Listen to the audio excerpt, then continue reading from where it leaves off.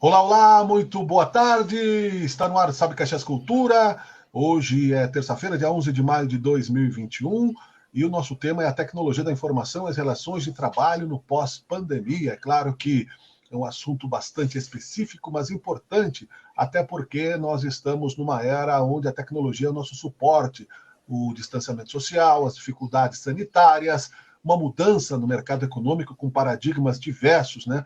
Sobre isso. Para conversar conosco, eu vou trazer aqui para o programa o Paulo Antônio Pascoal Júnior, que já é conhecido nosso, entrevistei ele na Bitcoin, no Sabe Caxias by Bitcoin, ano passado ainda, e parece que fazem séculos, mas o tempo passa tão diferente nesses momentos. Ele é coordenador dos cursos da área de informática do Senac Caxias do Sul. E ele escreveu um artigo que me chamou a atenção, está publicado em Sabe Caxias, e nós vamos tratar sobre este assunto. Vou trazê-lo para a tela aqui. Professor Paulo, tudo bem? É um prazer sempre conversar com o amigo. Muito boa tarde.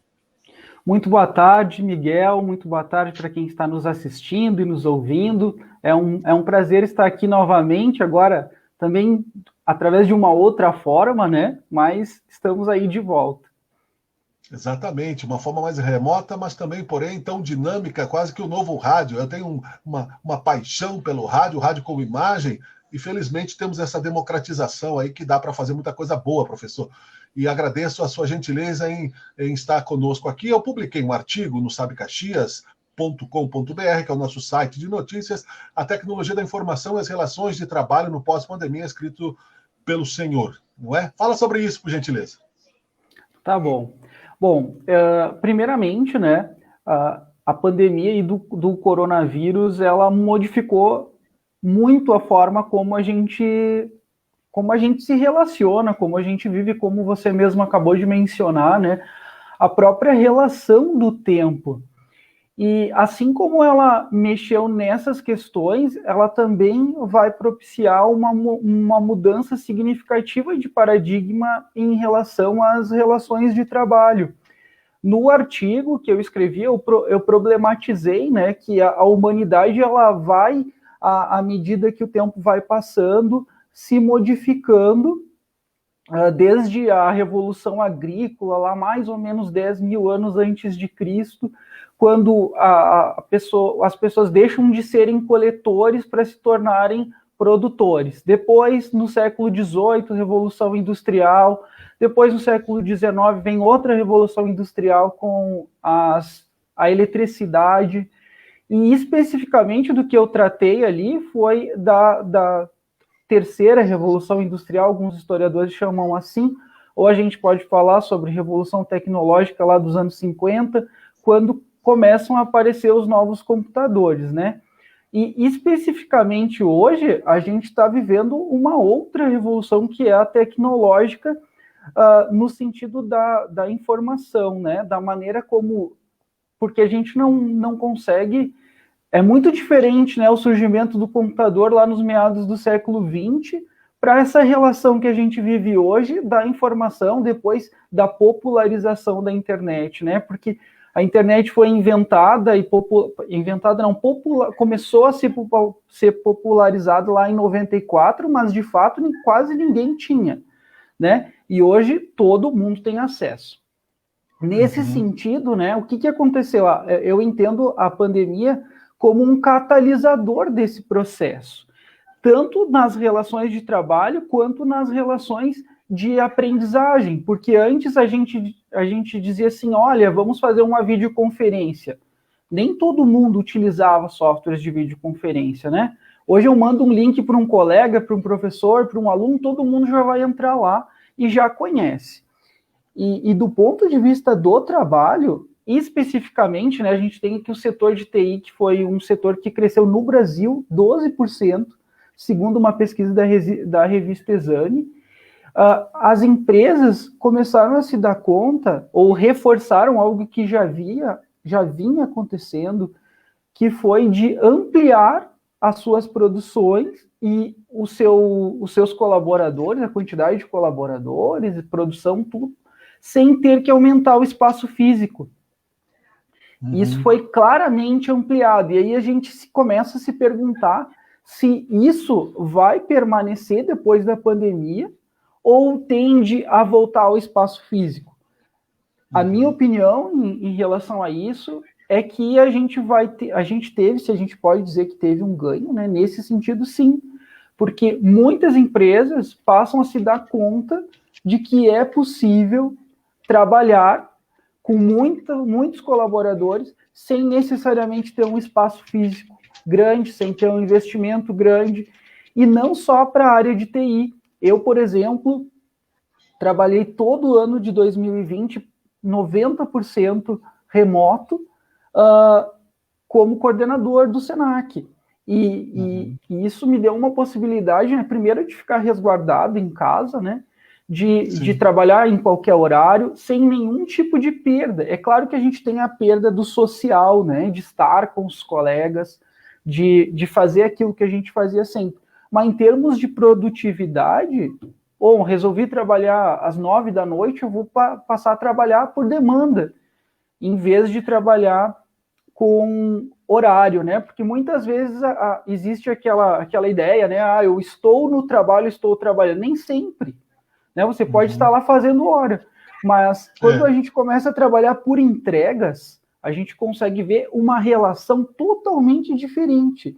E na área de TI isso acontece muito, porque não importa quantas horas o sujeito fica programando, o que importa é se ele vai fazer a entrega daquele sprint, a entrega daquele projeto, como ele vai apresentar isso no outro dia, quando eles fizerem uma reunião lá de 30, 40 minutos, mostrando o que foi produzido. Então, veja que se modifica de uma forma que eu acredito que a gente não vai mais retornar àquela modalidade que a gente conhecia de trabalho, especificamente bater o ponto, entrar na sala, programar, sair. Isso é a minha opinião para muitas áreas de trabalho.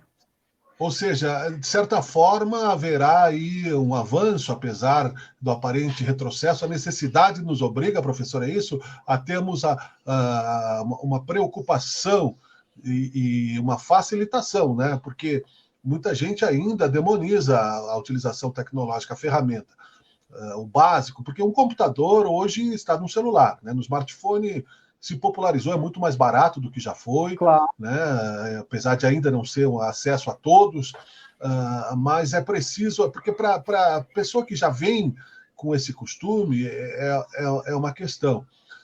E também vai ter um outro desafio, que daí é uma área mais da relação econômica, que é precificar esse trabalho, essas horas de trabalho, das legislações trabalhistas, enfim, né?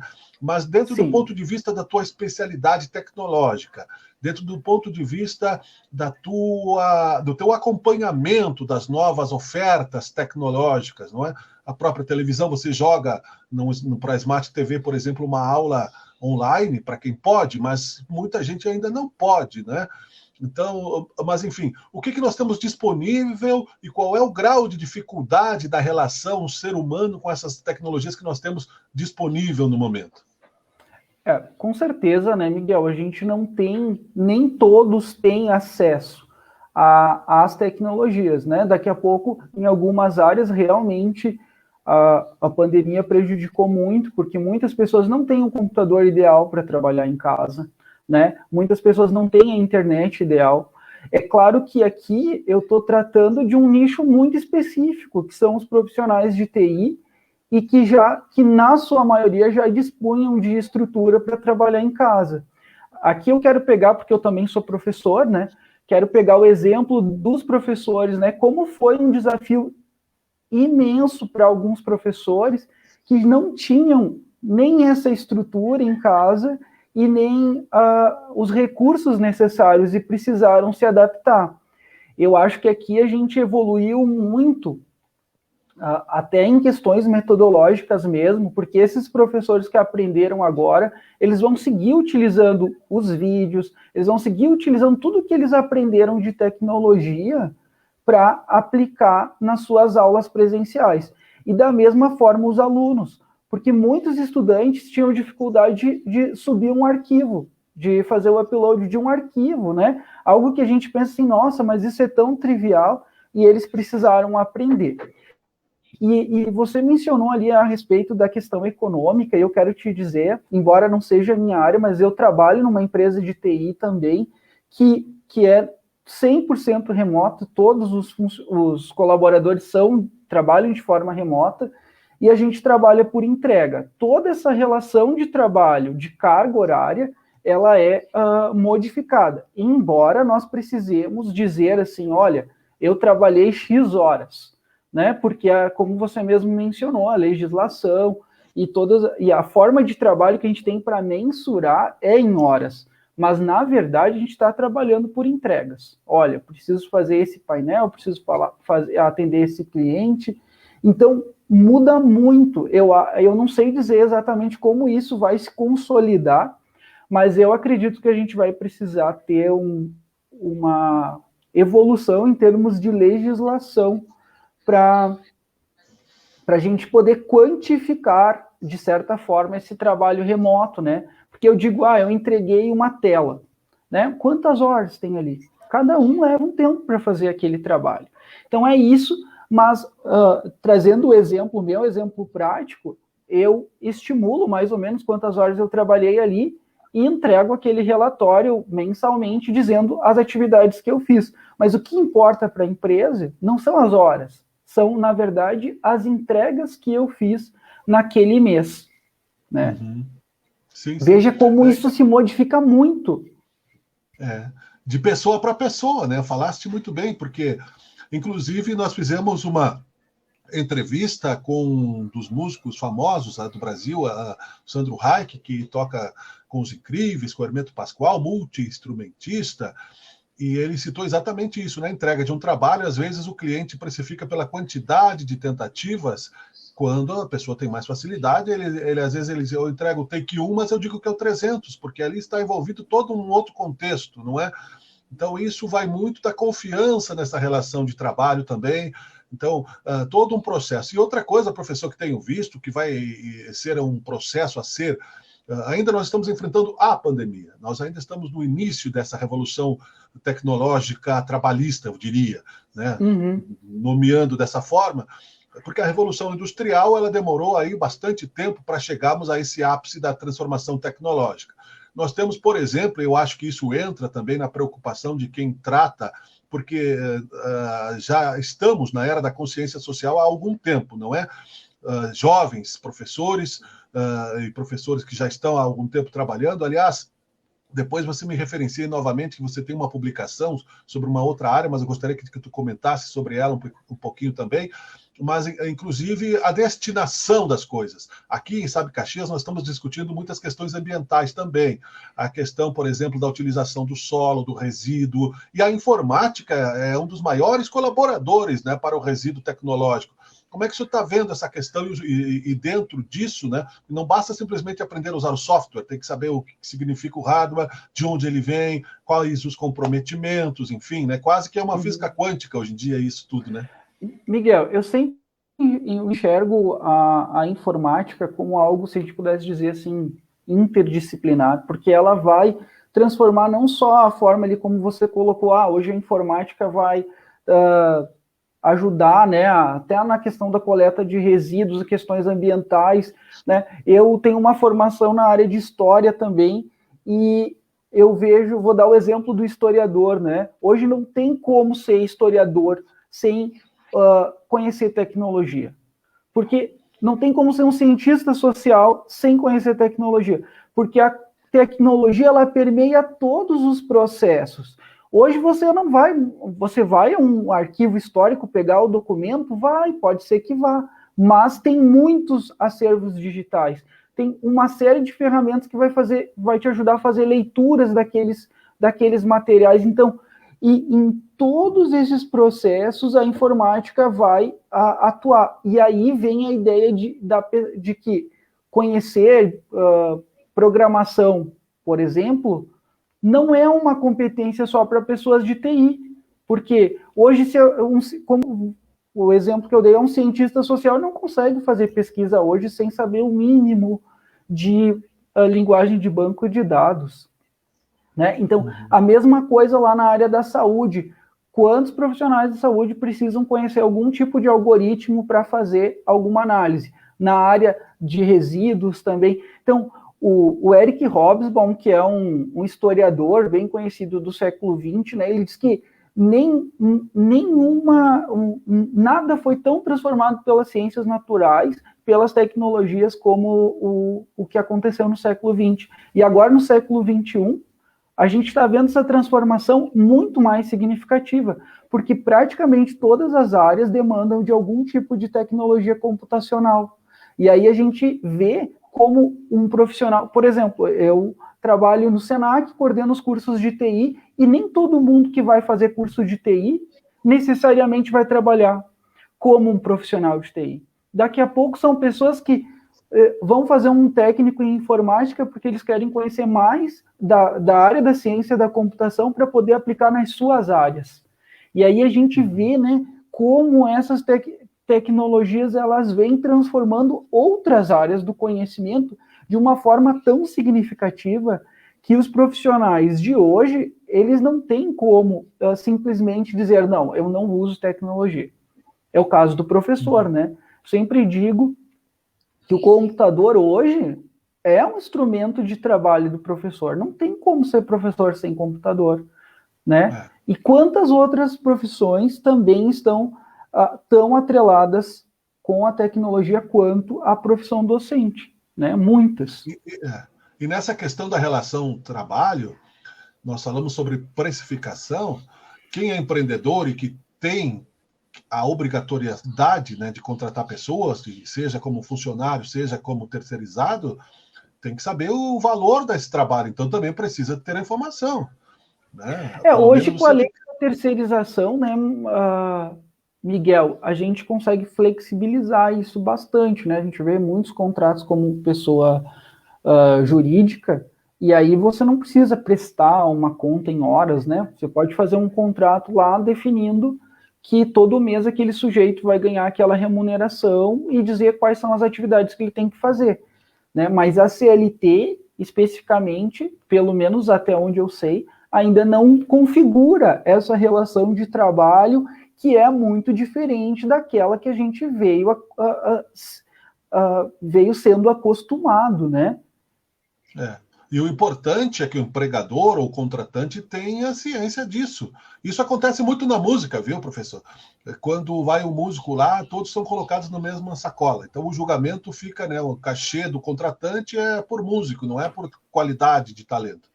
E aí é bastante complexa a questão, enfim. Na tecnologia eu vejo da mesma forma. Para você ser um bom líder empreendedor, você tem que saber quanto vale o capital intelectual daquele trabalho e a resposta que você quer ter, porque nós temos a tendência, inclusive aqui na nossa região, que é de colonização italiana, mais de subjugar o trabalho do outro, né? de pechinchar, né? E aí você desestimula um setor que, se não for estimulado com a precisão necessária, acaba gerando, e nós conversamos com o pessoal do MOB Caxias, o Carlos Zignani, outro dia, a fuga de capital intelectual para outros lugares que valorizem mais o teu processo. Né? Se houver ignorância nesse sentido, e daí o senhor esclarece muito bem, né? Você oferece um trabalho de qualidade, com expertise tecnológica, com estudo, e você vai receber mal por isso, você vai embora, vai procurar. E a cidade como um todo, Caxias, do Sul e região, perde em qualidade. Nós estamos vendo aí, o trânsito é terrível, etc., né? Inclusive, há uma iniciativa do Trinopolo aqui de Caxias de reter os profissionais de TI, justamente por isso que você está mencionando, tá? Porque muitas pessoas vão embora da região porque a gente não consegue ser competitivo de forma suficiente para reter esses profissionais. E eu sempre digo para os meus alunos do Senac, né, a gente precisa virar a chave da relação de trabalho. O que é isso? Eu preciso ter uma especificidade técnica tão grande que aquele empregador ele vai fazer questão de me ter ali como profissional, porque isso acontece muito na área de TI. Se vocês têm um conhecimento específico que não é fácil de encontrar, você consegue dizer, não, eu não trabalho por esse valor, e aí as pessoas te oferecem mais, né? Isso é muito comum em qualquer área, mas na área de TI, a pessoa pode conseguir muitas oportunidades simplesmente tendo um foco. Eu vou trabalhar com ciência de dados, por exemplo. Então, eu vou fazer esse curso de ciência de dados, vou ter essa especificidade. Quando aparecer uma vaga de cientista de dados, eu posso dizer, não, mas eu conheço Power BI, eu conheço R, eu conheço Python, e aí você não vai encontrar outro profissional tão fácil com esses meus conhecimentos, né? Eu trabalho muito nessa perspectiva com os meus alunos, porque faz com que essas pessoas possam ter umas trajetórias profissionais muito diferentes se a gente comparar, né, com aquelas pessoas que conhecem o básico. Professor, muito obrigado pela tua presença. Paulo Antônio Pascoal Júnior, coordenador dos cursos da área de informática do Senac Caxias do Sul. Queremos trazê-lo mais vezes aqui para nosso diálogo social em Sabe Caxias Cultura e outras janelas da informação que nós temos aberto todos os dias aqui. Sempre uma alegria ter essa reciprocidade de conteúdo. Obrigado, professor. Obrigado, eu que agradeço. Um abraço. Tchau, tchau. Muito obrigado. Você está em Sabe Caxias Cultura. Preste atenção para as ofertas que nós temos aqui agora para você do Sacolão da Economia.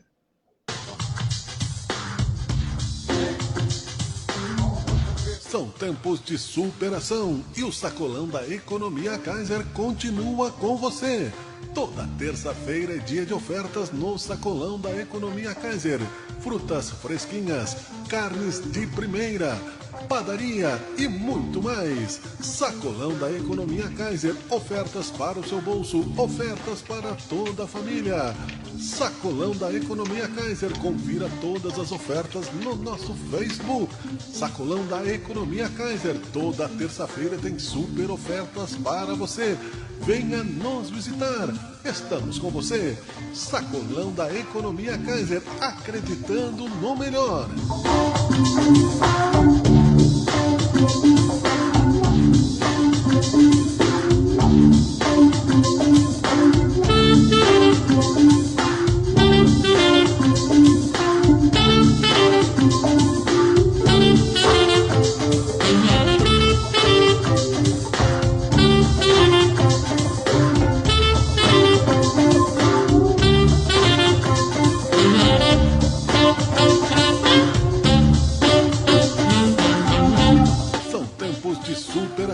E o Sacolão da Economia Kaiser continua com você.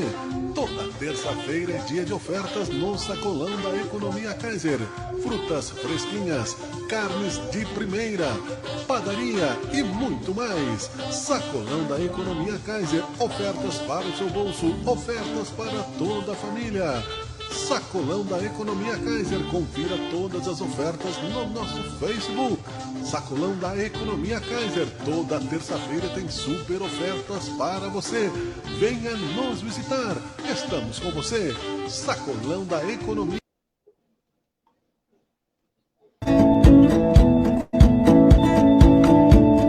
Você gosta de flores? Gosta de sol? Gosta de mar?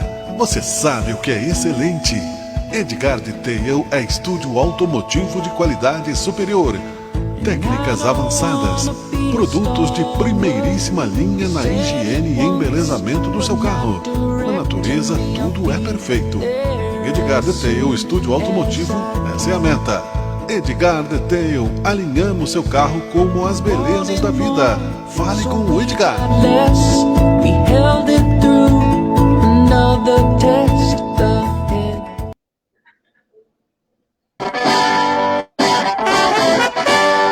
Estamos olhando para frente, estamos trabalhando com fé e esperança. A Mecânica São Eloy segue rigidamente todos os protocolos de segurança sanitária e os princípios da melhor mecânica para o conserto do seu carro.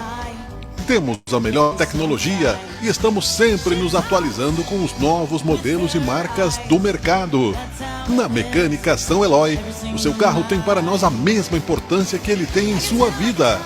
Faça uma consulta conosco e encontre a melhor solução. Mecânica São Eloy, elétrica, mecânica, autopeças, multimarcas, nacionais e importados. Estamos na Olavo Bilac, 590, no bairro Rio Branco. Consulte a nossa página no Face. Mecânica São Eloy, olhar para frente é o melhor caminho.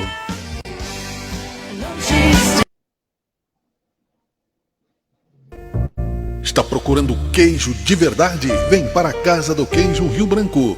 Casa do Queijo Rio Branco, Avenida Rio Branco 1173, bairro Rio Branco. Casa do Queijo Rio Branco, a melhor queijaria da cidade.